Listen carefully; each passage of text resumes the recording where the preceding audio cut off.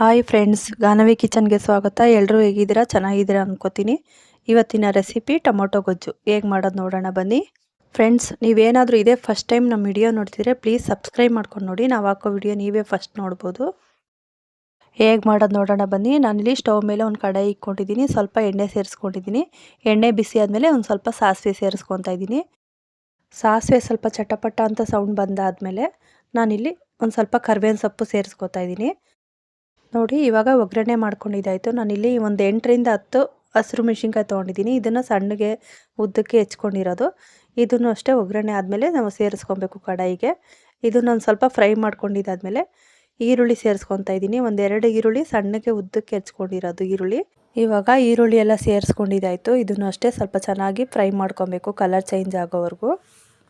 Friends, ಈ video ಎಂಡ್ವರೆಗೂ ನೋಡಿ, ಎಲ್ಲೂ ಸ್ಕಿಪ್ ಮಾಡಬೇಡಿ. ಫ್ರೆಂಡ್ಸ್, ನೀವು ಇದೇ ಥರ ಈಸಿ ರೆಸಿಪಿಗೋಸ್ಕರ ಕಾಯ್ತಿದ್ರೆ ನಮ್ಮ ಚಾನಲ್ ಸಬ್ಸ್ಕ್ರೈಬ್ ಮಾಡ್ಕೊಂಡು ನೋಡಿ. ನಮ್ಮ ಚಾನಲಲ್ಲಿ ಒಳ್ಳೊಳ್ಳೆ ಈಸಿ ರೆಸಿಪಿ ಇದೆ.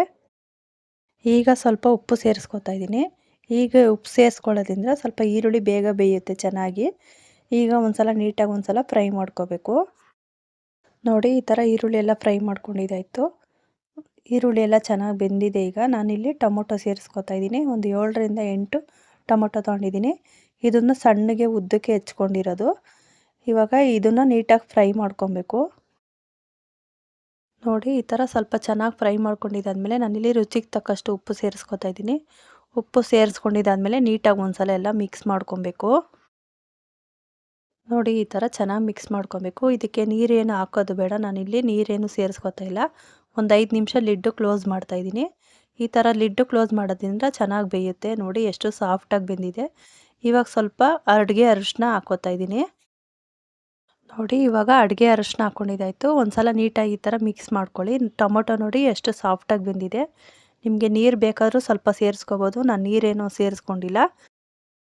ಫ್ರೆಂಡ್ಸ್, ಈ ಟೊಮೊಟೊ ಗೊಜ್ಜಂತೂ ತುಂಬ ಈಸಿಯಾಗಿ ಮಾಡ್ಕೋಬೋದು. ಈ ಗೊಜ್ಜು ಮಾಡಿಕೊಂಡ್ರೆ ನಮಗೆ ಚಪಾತಿಗೆ ಸೂಪರಾಗಿರುತ್ತೆ. ಚಪಾತಿ, ದೋಸೆ, ಬಿಸಿ ಬಿಸಿ ಅನ್ನಕ್ಕೆ ಅದಕ್ಕೂ ಸೂಪರಾಗಿರುತ್ತೆ. ಇವಾಗ ಒಂದು 5 ನಿಮಿಷ ಲಿಡ್ಡು ಕ್ಲೋಸ್ ಮಾಡಿದ್ದೀನಿ.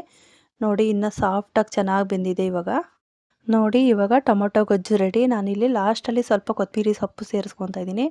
ಈ ಕೊತ್ತಂಬರಿ ಸೊಪ್ಪು ಸೇರಿಸಿದಾದ್ಮೇಲೆ ಒಂದು ಸಲ ನೀಟಾಗಿ ಮಿಕ್ಸ್ ಮಾಡಿಕೊಂಡ್ರೆ ನಮಗೆ ಟೊಮೊಟೊ ಗೊಜ್ಜು ರೆಡಿ. ನೋಡಿ, ಎಷ್ಟು ಸೂಪರಾಗಿ ಬಂದಿದೆ ಟೊಮೊಟೊ ಗೊಜ್ಜು.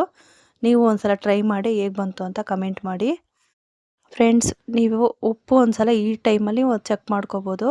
ಕಡಿಮೆ ಇದ್ದರೆ ಸೇರಿಸ್ಕೋಬೋದು. ಓಕೆ ಫ್ರೆಂಡ್ಸ್, ಇದಾಗಿತ್ತು ಇವತ್ತಿನ ರೆಸಿಪಿ. ಈ ರೆಸಿಪಿ ಇಷ್ಟ ಆಗಿದ್ರೆ ಫ್ರೆಂಡ್ಸು ಫ್ಯಾಮಿಲಿಗೆ ಶೇರ್ ಮಾಡಿ. ಹಾಗೆ ಒಂದು ಲೈಕ್ ಕೊಡಿ. ನಮ್ಮ ಚಾನಲ್ ಸಬ್ಸ್ಕ್ರೈಬ್ ಮಾಡ್ಕೊಳ್ಳಿ. ಪಕ್ಕದಲ್ಲೇ ಕಾಣ್ತಾ ಇರೋ ಬೆಲ್ ಬಟನ್ ಕ್ಲಿಕ್ ಮಾಡಿ. ಆಲ್ ಅಂತ ಆಪ್ಷನ್ ಬರುತ್ತೆ, ಕ್ಲಿಕ್ ಮಾಡಿ.